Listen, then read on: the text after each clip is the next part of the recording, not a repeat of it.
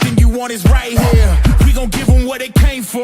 We gon' take it up from last year. Shoot 'em my shot, boy, I'm long range. Me and the team on the same thing.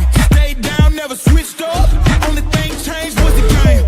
I'm in the zone now. Nothing can change what we on now. When I pull up, know it's going down. Foot on the gas, ain't no slowing down. Aiming for greatness, no settling. Kick down the doors, they won't let me in. Taking no else, yeah, I gotta win. Watch me kick down the doors, they won't let me in. Who running the game now? Foot on the gas, can slow down. No, my team, we holding it down. We know we running it now. Watch the game change. Watch the game change. Watch the game change.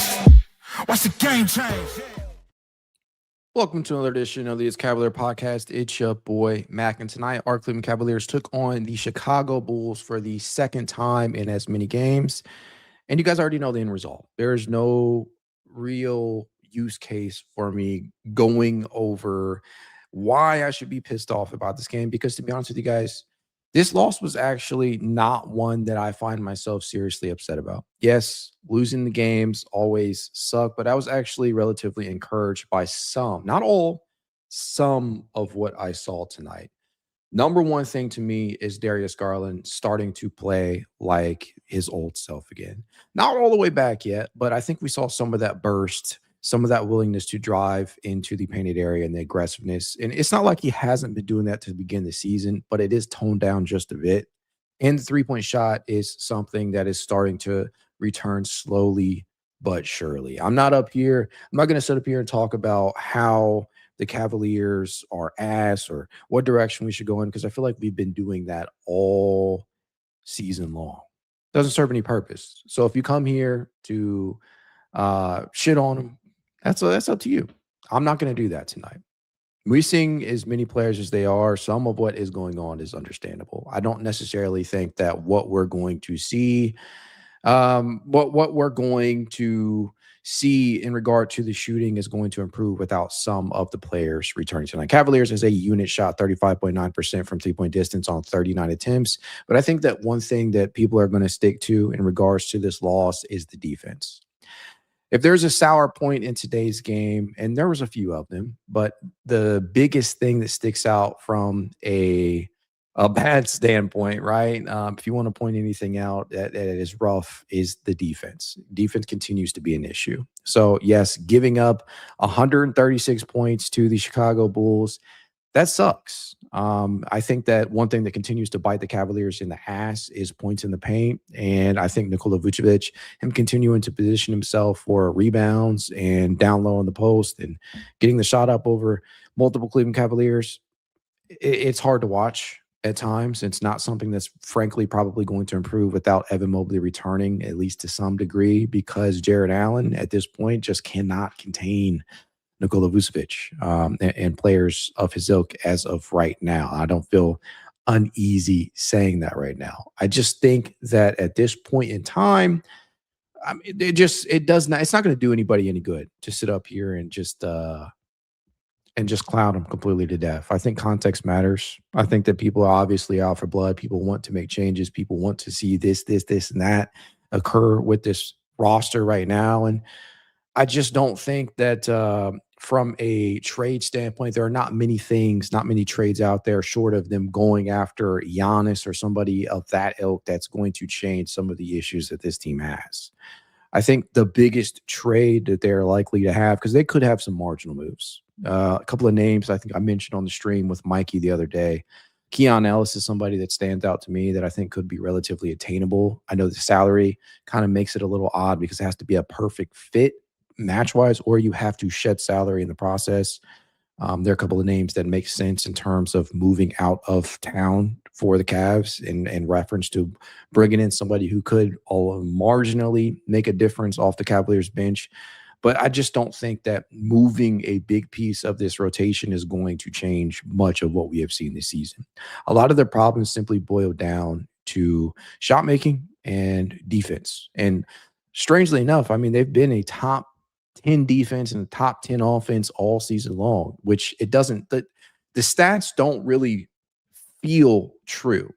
I know I can't be alone in that. The stats don't really from a defensive standpoint, from an offensive standpoint, it just does not feel like we are top 10 in either category. So I think this is where we kind of have to take those with a grain of salt. But I do think the process is there. I just think the results haven't been. The shots have not been falling all season long. Some of that is understandable considering who is taking them.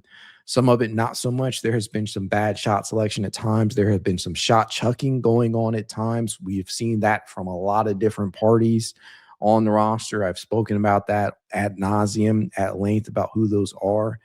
And I don't think that a trade is necessarily going to change that entirely. I think what is going to fix that is getting players like Max Strus and Sam Merrill, who was absolutely lighting up the stat sheet from 3-point distance. That is going to help. Getting a volume shooter like Max Strus back, that is going to help. Getting Darius Garland back into good shooting form, that is going to help. And by the way, speaking of our boy DG, Darius Garland actually shot 6 of 12 from 3-point distance tonight. That is 50% for you math buffs out there. You guys know I'm not great at math, but I mean, I liked to see Darius Garland, if nothing else. If you're not going to take anything else away from this game, because there's not a lot in terms of sheer takeaways from this singular game. Darius Garland getting back into form, that is something that is going to bode well for when some of these rotation players do return. Getting to 13 of 27 overall from the field, 48.1%, damn near 50% from the field, 50% from 3-point distance, 100% from the charity stripe. That is going to bode well for when they actually do get some of these pieces back. Now, I think the one key difference here, no Donovan Mitchell tonight, obviously, who was out with an illness. No Craig Porter Jr. I think he was out with an illness as well, late scratch. I think that having additional ball handling and things like that, I just think that people are not going to be patient enough. And that's fine. You feel how you feel. I'm not going to sit up here and tell you how to feel. That's not what I'm going to do tonight. I'm going to take a different stance. I think that at this point in time, I've spoken and beat a dead horse about how just there have just not been a lot of joy on this 2025-26 iteration of the Cavaliers. It seems like they've gone through the motions at times. It seems like they're just not in it all the way from a mental standpoint or effort standpoint, or they're just not entirely motivated, which is crazy because they haven't necessarily accomplished anything. And I don't think anybody expected that heading into the season. Nobody expected the amount of injuries they've had, but that's still not an excuse for coming into a game and not seeming like you're fully locked in and wanting to win. But that tonight, honestly, I definitely did not believe that was the case tonight. I don't really attribute tonight's loss to effort tonight. I think there were some poor defensive sequences that occurred, some miscommunications. And I think that, you clearly got some guys that were not on the same page. You saw some miscues in terms of rotating too late and not necessarily closing out when you needed to, or positioning on rebounds, right? You saw some of that occur, especially down in the post with Vooch out there. But I don't necessarily attribute tonight's loss to one that comes down to effort. I just don't. I think that Chicago, they were able to hit some timely buckets when it mattered.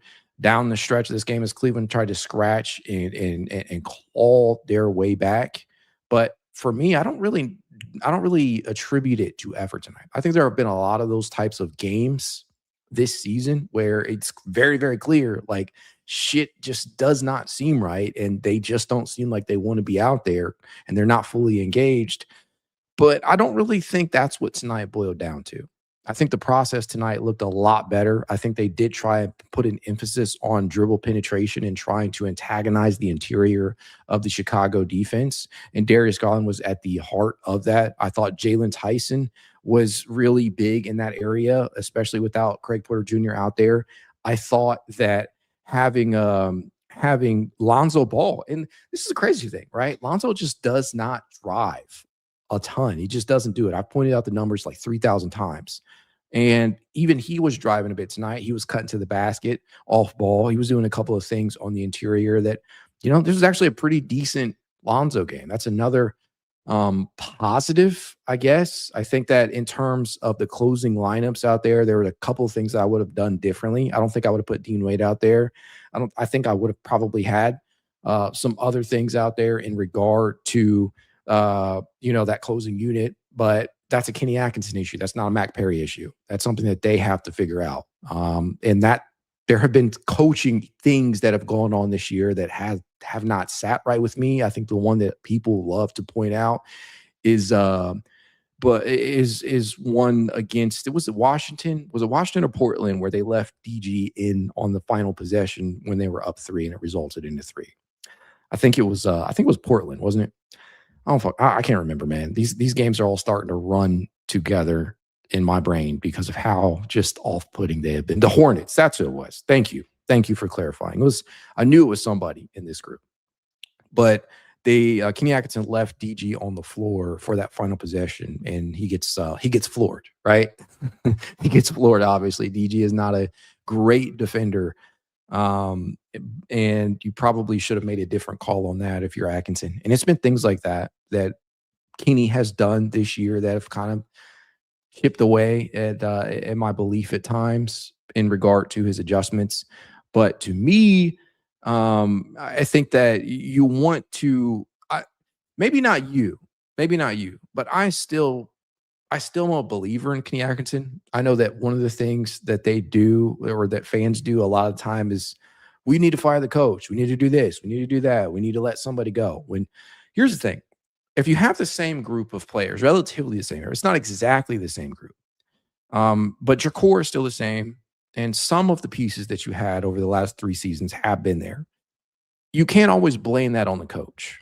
I think that having somebody on that bench as more defensive minded probably could help balance Kenny out a little bit more, but I don't necessarily think I blame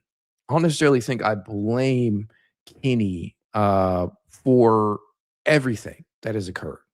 Yeah, you can say you need to have people motivated. He needs to have people out there. Well, how much fucking motivation do you need as a professional basketball player making millions of dollars when you got embarrassed in the playoffs last year? You don't really need your coach to go out there and be a rah-rah guy. I can make like the most impressive speech at a point in the game where we're losing, and it's not going to necessarily have an impact on the players unless it sinks in with them, like unless they are the ones out there. They got to take it upon themselves. And tonight, honestly, I don't think that was the issue. I did not think that was the issue tonight. I thought that the Cavaliers did their best from an effort standpoint. I think, again, it wasn't perfect. There were definitely some sequences out there, but on the defensive end, I thought there were very specific sequences that showed that they were clearly trying. Still wasn't enough, obviously. I'm not going to sit up here and tell you that it couldn't have been better, because it could have, but I didn't boil this loss down to specifically that.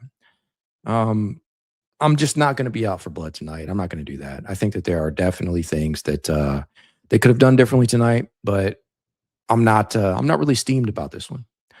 As far as some of the particulars, DeAndre Hunter, that is something that is going to be something to continuously monitor, especially now that he's been moved to the Cleveland bench in place of Jalen Tyson.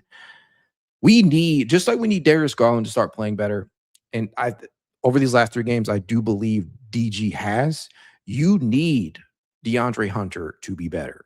Frankly, for all the flack that Evan Mobley got for his disappointing start to the season, and for all the flack that Darius Garland is currently getting, and again, people love to ignore context as to why Darius is struggling.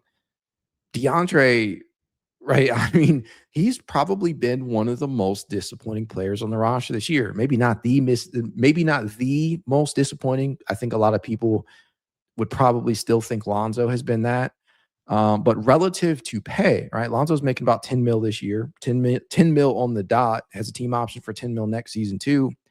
But I think relative to role in salary, DeAndre Hunter has been maybe the most disappointing Cavalier, especially as of late.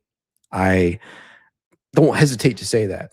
I think that you need more from DeAndre Hunter. And I thought that in his first game off the bench, he was okay.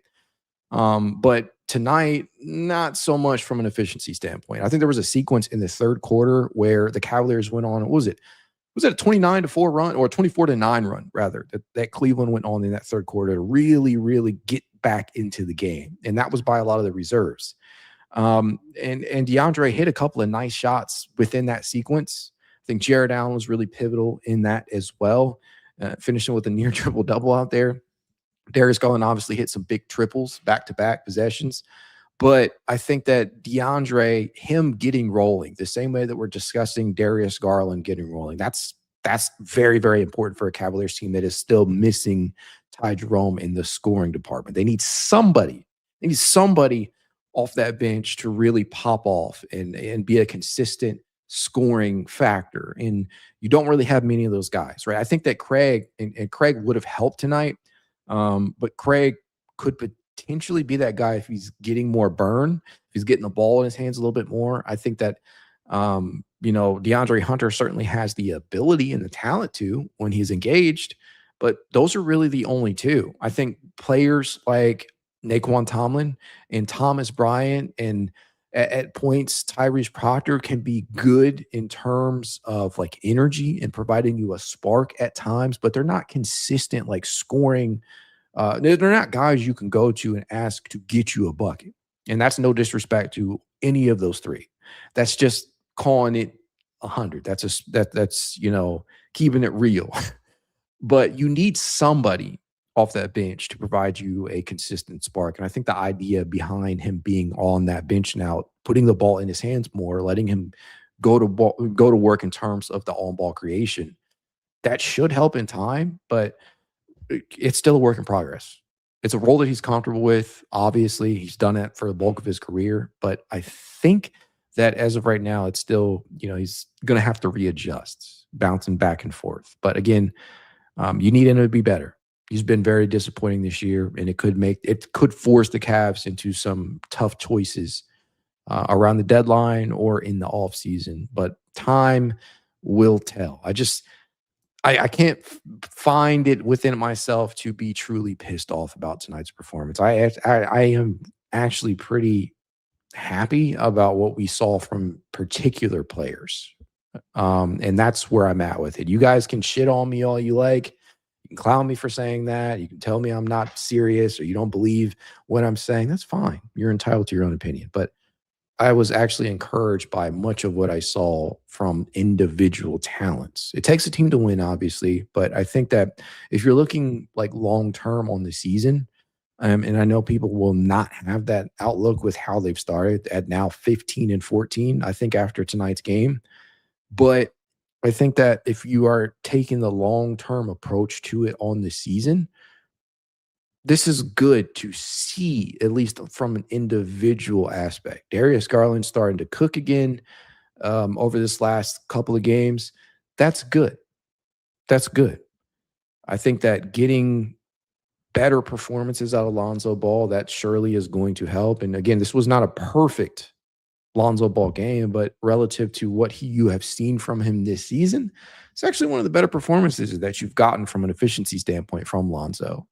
I think that is something that should be noteworthy from tonight's performance. And I commend him for continuing to press through these injuries. And I know people love to clown him for it, but at this point in time, we got to take things at a game at a time with Darius. And over his last 3 games, 25.3 points, 7.7 assists, and 3 rebounds. And he is now shooting 43.5% from the field, which is almost average for guards. But he is shooting 46.2%, which is way above average on the 3-point shot, which is considering the way the season started for Darius, 46.2% from 3-point distance on roughly 8.7 attempts per game. That's good. That means he's hitting 4 threes a game over his last 3. He has hit 3, 3, and 6 over his last 3. So I think that as of right now, that's a positive takeaway from the game. Now, obviously, the defensive side of the basketball is always going to be something that people point to in regard to Darius in particular, because he is the weakest defender of the starting 5. People consider him a liability out there. I think that there is some validity to that, but I do think people overplay that. I think that Darius, if you're looking at the playoffs, they haven't lost series because Darius is a bad defender. They haven't lost series because of the backcourt size. They lost the series because, honestly, they've been bad offensively and they've had a lack of health. So I think the argument, obviously, with Darius Garland in regards to defense is a little bit overblown. There's some validity to it, but I think people go over the top with it. And I think they use that as their primary reason why they want to move on, because small backcourts don't work and et cetera, yada, yada. I'm not going to go down that territory, down that route tonight, down that rabbit hole, as they say. But I say all this to say, I have been encouraged with his last 3 games. He's trending in the right direction, and I think that within itself is a positive out of tonight's game. If you don't want to hear moral victories, whatever, that's up to you. I don't know why you're here. You can leave anytime you want, but I'm not necessarily going to sit up here and say, oh man, it's all bad, because tonight was actually a step in the right direction in some regards. Tyrese Proctor. Tyrese got his first start of his career, if I'm not mistaken, and it was a little up and down, but I was encouraged by what I saw. I think that was a positive within itself. He, prior to tonight, appeared in 20 games on the season. As you could no doubt imagine, because he's playing sporadically, his percentages are not going to look great. So don't really like Stephon Castle last year, right? And this is not a direct comparison, obviously. Don't want anybody to sit here and think that I'm directly comparing Proctor to Castle. But I say this to say, like, rookie guards in percentages, it's almost never great. And I think that when you take into consideration Proctor's play time in specific, it's understandable. He's shooting 33.7% from the field, 30.2% from three-point distance, but he's shooting 85.7% from the cherry stripe. And regardless of what the percentages say tonight, as Proctor was 6 of 15 from the field, including 3 of 8 from deep, I was actually impressed. I thought that he provided a pretty good balance in that starting unit. And one of the things that Proctor has routinely done this season when he plays is try, like, on the defensive end. You can never question his effort, which has been the funniest thing, right? Because the youngsters, the guys that don't have, or at least didn't enter the season with mostly defined roles, guys like Tyson. And yes, Tyson is a player that we expected to play a role to some capacity this year, but nobody really thought he would be this impactful this season. He has shown consistent effort game after game. Tyrese Proctor, when he is inserted, yeah, this is a player that is going to try, especially on the defensive end. It may not always look pretty, but I legitimately was impressed by what I saw from Proctor in his first start tonight. Wasn't perfect. He was 16 points, 6 rebounds, 3 assists out there with a steal. Again, wasn't the most efficient night. He did take some contested looks that I wasn't in love with. But I think that legitimately, when you need somebody that can give you somewhat of a spark, I'm cool with that, man. I'm cool with that. I think that as of right now, Proctor has quickly shown that he may not be a player that's going to be factoring into the rotation once everybody is healthy. At least I don't expect him to be, but he is certainly a player that will be in the mix next season when they have to make some tough decisions. And that falls right in line with other players on this roster that have kind of really taken advantage of these opportunities. This was a great performance tonight, all things considered, from Naquon Tomlin. This is another reason why I'm not sitting up here being super pissed, because some of the things that we saw tonight were actually good. Naquon Tomlin on his 25th birthday. Happy birthday, young fella. 6 of 14 from the field, 42.9%, 2 of 5 from deep. Again, Tomlin is still a work in progress, still quite raw offensively. It's still not a reliable three-point shot, though he did knock down 2 of 5, which is 40%, obviously. But he did contribute 15 points, 3 rebounds, 2 assists, a steal, and instant energy. If for nothing else, if you don't like anything else about Naquon Tomlin's game, you have to love the energy. This dude is energy personified, unadulterated passion and energy for the basketball, for the game of basketball. And I think that bodes well, especially for a team that needs more players like that, willing to go out there and get their hands dirty, especially on the glass, which is where his bread and butter has been, off the ball, getting offensive putbacks, getting additional chances offensively from possession to possession, right? These are all things in areas that he has contributed in. He is becoming a pretty damn good play finisher out there.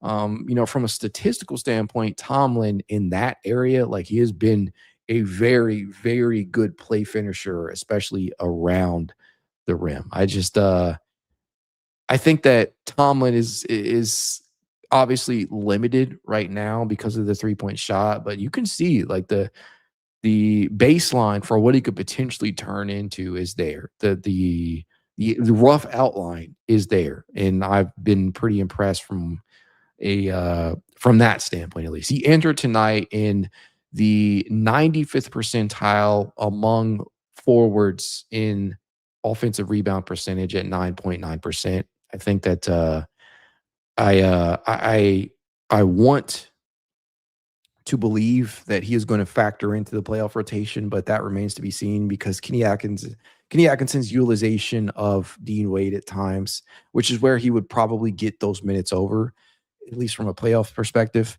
That is the player that he is directly competing with. And obviously he's on a 2-way contract right now. That speaks for itself. He's not 2-way. He is not playoff eligible still in that 2-way. So the Cavaliers do have to convert him before that's the case. And so I hope it is, but Tomlin legitimately was another bright spot tonight, in addition to Darius, in addition to seeing a decent performance from Ball, and seeing Proctor in his first start. Jarrett Allen remains an enigma to me. I think that at this point in time, the majority of the fan base, because I cannot speak for everybody. I cannot speak for everybody in terms of how they feel. And I do get a lot of shit, right? People routinely will hit me up, try to get a rise out of me. People routinely disagree with what I'm saying, which is fine. I have no problem with that. I will argue back. No problem. If you're going to say some shit, be ready for me to respond to you 9 times out of 10.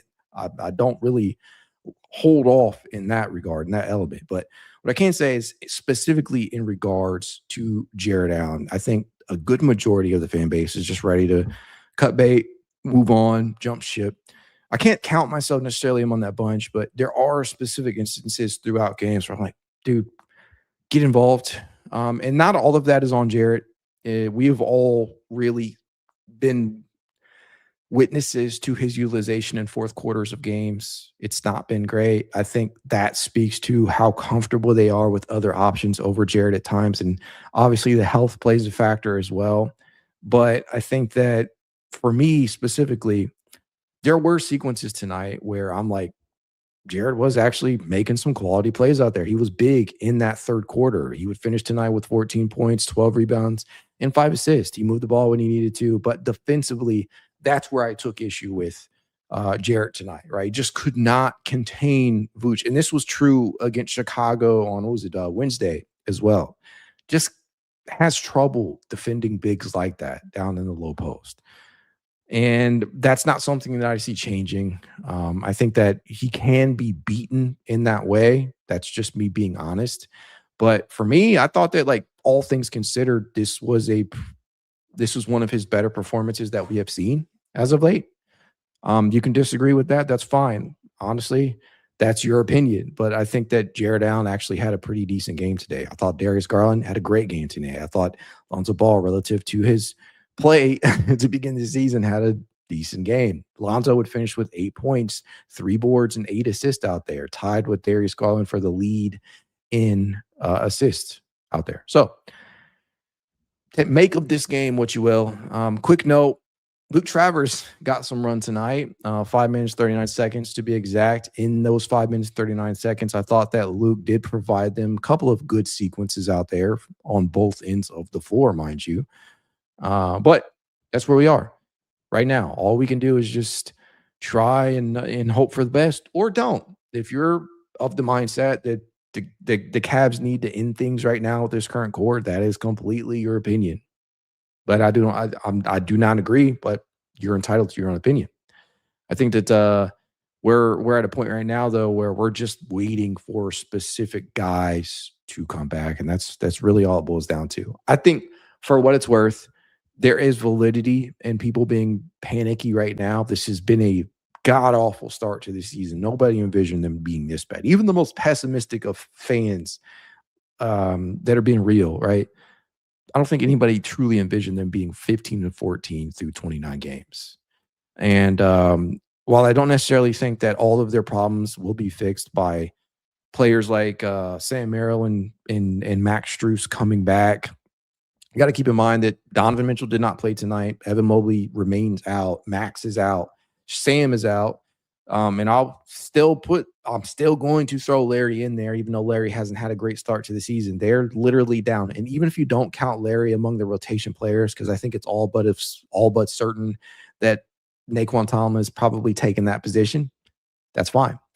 But when you take into account that you're down 2 starters, you're down 2 additional rotation players, high-level rotation players at that, I mean, that's more so reasoning to believe that the Cavaliers, when they do get back to full strength, if Darius continues to trend upward like this, if Ball plays better, if you get better performances out of players like Jarrett Allen, that you're going to start winning some games. You'll be able to string together some victories when it counts. And I know that this shit has sucked. I know that people are completely down on the vibes overall. I know that they are ready to move on. But again, as much as I want to be upset, it's December. There's still a lot of time left, and that's where I'm at with them right now.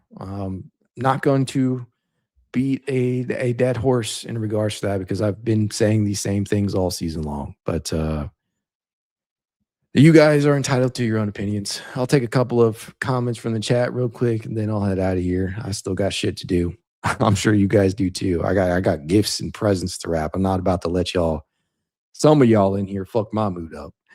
Jade Russell says effort was better. Perimeter defense was so short-handed. Yeah, I thought that. I mean, again, perimeter defense continues to be, especially at the point of attack, continues to be an issue for Cleveland. They lost Okoro, their best point of attack defender.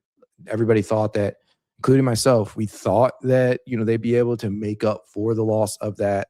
Lonzo is not the point of attack defender that he once was, but he gambles a lot defensively. It has paid off at times, and other times the gambles just don't pay off. And obviously he's not the fleetest of foot anymore. So, I mean, it is what it is in regards to that from a defensive standpoint, the trade-offs. Jalen Tyson is not the greatest point of attack defender, but he tries extremely hard.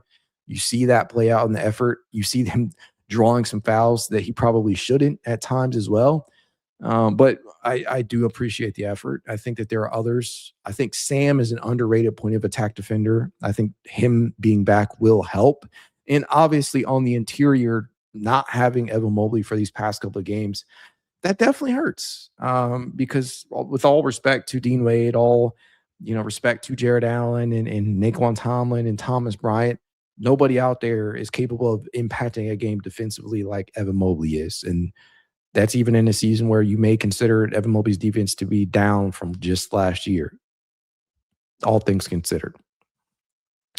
Number 17 says, you do love to see this kind of game from DG, though. And that is my biggest takeaway, right? I'm going to be pissed about tonight's game. Fine, go off. Do you? I'm not. I thought that tonight was encouraging, at least in an individual perspective for certain players. And again, I'll say it again, Darius Garland is at the forefront of that tonight. Chazerica says, I thought Lonzo had an okay game tonight. Yeah, nothing like brilliant, not an excellent performance by any means, but clearly Lonzo, by his standards that he has shown us at least this year, was better. And I think that's not nothing. You need more, but could have been worse too. 8, 3, and 8 is not a bad stat line. And guess what? He didn't shoot terribly inefficient tonight. Lonzo Ball was 3 of 4 from the field, including 1 of 2 from deep. He had a couple of drives out there, a couple of cuts to the basket that you'd love to see. And that's a step in the right direction, I suppose. But that's that's where we're at right now. Sports Cleveland sports fan one says, Nae'Qwan is my guy. What a dog. Yeah, anybody who knows the Naquon Tomlin story, right? Didn't play a lick of organized high school ball and has now made it to the NBA. You know, he played some JUCO level basketball, some college level basketball with Memphis, and obviously he broke through this season. And, you know, he was with Cleveland last year in a short-term capacity and on that two-way, obviously. But he has really found his way into the back end of the rotation. So I'm happy about that. And maybe you guys were unaware that he's actually, 26 years old now. That's crazy, right? You don't really think of players as, well, I think he's, what is he? I'm pretty sure, right? He's 25. 25. I know the Cavs account listed him at, you know, it was his birthday, but maybe they have his age mixed up because I'm pretty sure I already saw that he was 25 somewhere. I don't know. Maybe I'm losing him. Either way, he's not a young dude in terms of some of the other prospects we have on the roster. But regardless, his journey has been phenomenal. It's been crazy. Absolutely crazy. Naquon standing dunks at 6'7" is impressive, says Nate 406. Yeah. Rob Benter says excuses. If that's what you see, fine. I mean, I'm not really going to argue you down. I mean, if you're here for blood and seeking that out, it is what it is. Honestly, I don't really care. Cavs King says pain season. Yeah, it most certainly has been painful to watch at times. Not so much. I think that it was actually not nearly the amount of, it really wasn't as disappointing a loss as other losses have been this year. Chaz Erica says Tomlin continues to grow. Floyd Field II says Cavs make Bulls look like a good team. Bulls are trash. Honestly, I think that people need to do away with the mentality that the Bulls are some terrible team. They're not bad. They're just not great. The Cavaliers are supposed to be better. I think that's the real thing. It is okay to understand that a team should be better than their opponent, but it's also okay to understand that the opponent is not terrible either. There are some pretty good players on that Bulls roster. There honestly are. The Cavaliers should be better, but the Bulls are not some terrible team. That is something that routinely gets on my nerves, right? Obviously, Chicago sitting at 12 and 15. They're not going to wow anybody, but I think that they have also dealt with a good number of injuries this season as well. But I mean, again, they're not a terrible team. They're better than their record indicates. I don't think they're a contender by any means. Don't get me wrong, but they're not a terrible team. They're okay. They're just not great. And I think that they will eventually make it to postseason play, whether that be through the play-in, which is probably more likely for them. But at this point in time, like, you got to put some respect on your opponent. You can't just continue to think that Cleveland has been like playing down the competition all season long. I mean, it certainly feels like that. And you could say that to a degree for some of these losses, but they're not a terrible team. Chief C says belt the ass. I don't necessarily think it's belt the ass. I mean, but they won.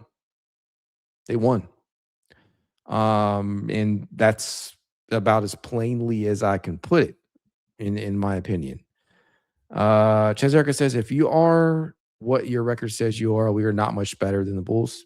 There you go right there. The Cavs, I think records, and this is the most deceiving part, I think, about all stats. They don't tell the whole story. And win-loss technically falls in the stats category. It is a stat. Technically, you want to be technical about it. Records don't tell you the whole story. Some teams are worse than their record would actually indicate. Some teams are better than their record actually indicates. And there's some room. Like, it's not as black and white as people love to make it.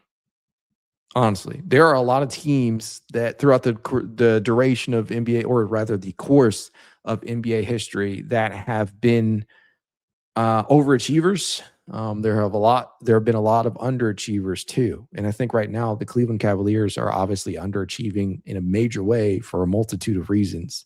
Some people contextualize and understand, some not so much. Some people may be completely negative about it. Some people may be positive. Some people may be indifferent. But either way, I think that there's some wiggle room in between.